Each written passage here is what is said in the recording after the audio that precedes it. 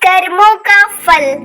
दोस्तों, इस वीडियो में हम आपको कर्म फल एक कहानी के बारे में बताएंगे। एक गांव में एक किसान अपने परिवार के साथ रहता था। किसान और उनका परिवार एक संत महात्मा की सेवा किया करता था और संत महात्मा के उपदेश पर उनका परिवार जरूरतमंद लोगों की सेवा भी किया करता था। उनके परिवार में सभी लोग प्रेम भाव से रहते थे, लेकिन उनका एक बेटा था जो कि दोनों पैरों से अपाहिज था।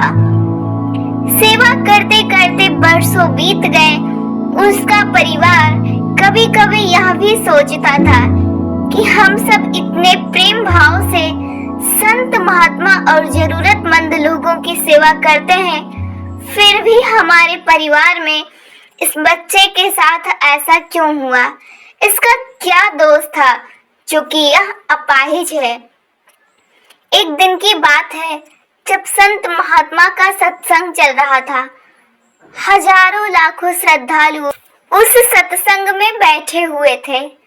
संत महात्मा ने अपने प्रवचन पूरा करने के बाद कहा कि इस पूरे प्रवचन के विषय में अभी भी किसी के मन में कोई शंका हो तो वो बताएं। हजारों लाखों श्रद्धालुओं के बीच उस अपाहिज पुत्र के पिता ने संत महात्मा से एक सवाल किया कि हे महात्मा, हम सब निस्वार्थ भाव से जरूरतमंद लोगों की सेवा करते हैं और हमारा पूरा परिवार अहिंसा के मार्ग पर चलता है। कभी भी किसी के बारे में बुरा नहीं सोचते हैं, ना ही किसी का बुरा करते हैं। फिर भी ऐसा क्या गुनाह हुआ जो हमारा बच्चा अपाहिज पैदा हुआ? फिर गुरु ने जवाब दिया, वैसे तो मैं यह बात नहीं बता सकता, फिर भी आपके मन में दुविधा है तो सुनो। यह जो बच्चा है जो दोनों टांगों से बेकार है, पिछले जन्म में एक किसान का बेटा था। रोज खेत में अपने पिता को दोपहर में भोजन का टिफिन खेत में देने जाया करता था। एक दिन उसकी माँ ने उसे दोपहर में 11 बजे खाना लगा कर दिया और कहा कि बेटा, खाना खाकर पिताजी को टिफिन देकर आ। इसकी माँ ने खाना परोसकर थाली में रखा कि इतने में उसके किसी दोस्त ने आवाज लगाई तो यह खाना वहीं छोड़कर अपने दोस्त से बात करने बाहर चला गया।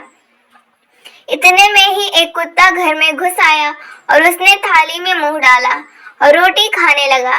लड़का जैसे ही घर में वापस आया और कुत्ते को थाली में मुंह डालता हुआ देखकर पास ही में एक लोहे का बड़ा सा डंडा पड़ा हुआ था, उसने यह भी नहीं सोचा कि खाना तो जूठा हो चुका है। बिना सोचे समझे उस कुत्ते की दोनों टांगों पर इतनी जोर से लोहे का डंडा मारा कि वह कुत्ता अपनी जिंदगी में जब तक जिंदा रहा दोनों पैरों से बेकार होकर घसीटते घसीटते जिंदगी जिया और तड़फ तड़फ कर मर गया। यह उसी कुत्ते की बद्दुआ का फल है जो इस जन्म में यह दोनों टांगों से अपाहिज पैदा हुआ है। संत महात्मा ने कहा, पुत्र, इस संसार में इंसान को अपने अपने कर्मों का फल भुगतना ही पड़ता है। इस जन्म में अगर किसी की टांग तोड़ी है तो स्वाभाविक है कि अगले जन्म में अपनी टांग टूटनी ही है।